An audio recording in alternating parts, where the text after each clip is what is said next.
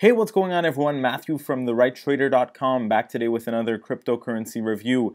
Today we're going to be talking about Unification, which is the blockchain of blockchains. And basically it is a permissioned public ecosystem built for practicality of enterprise use, which means that different companies and entities can use what Unification has built to create more customized blockchains. And what this means is that they aren't going to have to deal with the limitations and issues that can arise with other types of blockchains that are less customizable and less secure, immutable, etc., right? So we're going to get into the details of the technology behind this in just a second, but one of the things that I wanted to mention is that Unification is having their IEO initial exchange offering on April 10th, and this will be on bitforex.com, link below in the description. And as you can see, the timer here, it starts in 5 days and 4 hours. So April 10th, like I said, we've got the start time and end time right here at a price of 5 cents per token. And the trading pair will be UND, which is the token of Unification, to ETH, right? I'm going to talk more about this specific page, and I'll leave a link to this, like I said, in the description below. But I wanted to first go over a little more details about the project, just to give you a better idea on what we're talking about here. So one thing that's interesting with Unification, in something that they mention in this post here made by the CEO, is that they're coming late into the industry, kind of past that ICO boom that we saw last year. So in a lot of ways, this could be seen that they missed a train, but in fact, it really provides a very interesting opportunity and something that they even mention as a blessing in disguise, for the simple reason that we have now seen dozens of projects engage in careless treasury management and have just become so drunk on the fundraise and the hype that they were actually unable to ship usable product, which ended up in, failure. And we've seen this time and time again, especially last year. This move into the later part of the game that Unification is taking in here is going to allow them to not fall into those same mistakes, right? Which is what they mention in this Medium article right here. Just to give a couple other bits of information about Unification and their United Network Distribution utility token, because yes, UND is in fact a utility token in its purest sense. On top of that, the main chain is 100% public and decentralized, and there are 96 validators that are chosen by a vote every 72 hours. So there will indeed have masternodes, and one thing that's really interesting with this initial exchange offering and just the general setup here of Unification and its ecosystem is that, for one, they actually have a very low supply here and a hard cap of only 400,000 US dollars. That is extremely low and a very good sign in my opinion. So this low supply can greatly increase the odds of actually getting a significant increase after their offering. On top of that, there's that ability for masternodes, and I'll talk a bit more in detail about that, but basically it is possible that with only around 300k UND tokens you'll be able to have a masternode, right, based on some of the calculations that have been done. Now moving into the website here, just one more thing actually that is very interesting and important to talk about is their algorithmic token distribution, which is their specific distribution method that they're using, which provides a number of advantages over others and solves some significant potential problems, such as the ability to avoid potential dumpers, since that is removed from the equation, as it is impossible for a single entity to have enough control to sell any significant amount of tokens onto the market unless it's through the ATD model. And on top of that, they also have a system here which is based on the total daily real volume, which will limit the amount that can enter the market at a single period in time. So that will also limit that distribution. It also solves the issue of having too much supply post fundraise compared to other models, right? So this ultimately supports the long-term enterprise model and avoids all those problems that we spoke about in the past, since it is correlated to that volume that we mentioned before, right? And here they have, some more information about the master staking and the nodes that I talked about previously.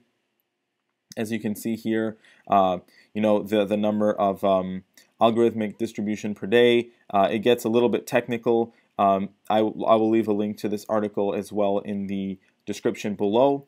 But moving over to the website here, I'm not going to get into the very technical things, so if you want to take a look at the white paper, definitely go ahead and do that. I will leave a link to the website in the description. But to give a basic overview, right, the ecosystem is comprised of two parts, right? The main chain and the work chains, and each of them has different responsibilities and benefits. So first off, we have the main chain, which consists of a block of validators who operate via a distributed stake governance consensus mechanism and is powered by the United Network Distribution token. Now, in order to fully optimize and focus resources, the main chain can actually only execute 3 tasks. UND and the UND wallet transfers, executing expansion logs which power and enable work chains, and maintaining a log of voting and whitelist for allowed validators onto the network, right? So really working on that security, validation, and immutability aspect of things on the main chain. Now, as for the work chains, these can be thought of independent blockchains deployed via an expansion log. Now that's what I mentioned before, right, where it becomes really handy for different companies and entities that want to customize their blockchains and really make it to their liking with a numerous amount of configuration options available. This is perfect, right? And the work chains will check in with the main chain on every produced block with the headers of this block, right, to keep things updated and correct. Now, this by default creates a situation where by maintaining their own chain, the deployers of the work chain can control cost and scalability while broadcasting the headers of that block for the immutable main chain to record. They share the inherent public trust of main chain and will not be able to reorganize previous blocks due to a Merkle tree being included in the header, right? Going back to that immutability. They also talk a little bit about how UND is a pure utility token, right? Since the work chain is designed to be a predictable, functional, scalable system for enterprise and consumer usage, it's important that that UND token can be stable in that scenario. And on top of that, they also have validators on the network who receive the UND and will have it fully unlocked and able to sell/trade it according to current free market rates, right? And we also mentioned that distributed stake governance model previously with those 96 validators, right, that are voted in. And like I said before, one of the big selling points of the work chains is that there are not decentralized apps. We saw a lot of issues with decentralized apps crowding networks, popping up everywhere last year, not for the right reasons, and then just completely failing. With the work chains, that solves that problem and increases that stability, right? Since they're working separately from that main chain that we talked about, and then developers can also create dApps down the line on their own EVM-compatible work chain. Now, also, couple interesting things that you'll probably want to know about is why do we need a work chain? Well, for the reasons that I mentioned previously, which is the enterprises, developers, and users that require the immutable function of blockchain and the interoperability without being subject to market volatility, right? As for the utility of the United Network Distribution, it is used to pay network tax in processing and validation. So finally, now that we got the basics of the Unification project out of the way, I want to bring the attention over to the initial exchange offering, the IEO, on the Bit4X exchange. Like I said, this is expected to sell out in minutes, so you'll definitely want to take it in advance if that's what you're going to do.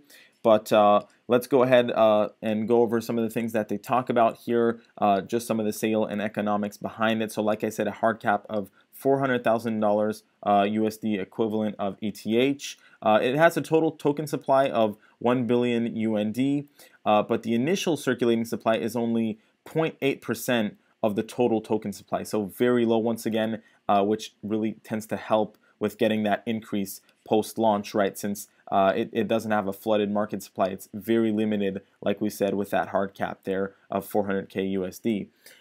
Now, the turbo allocation will be 8 million UND, right? So 0.8, like we said, of the total token supply.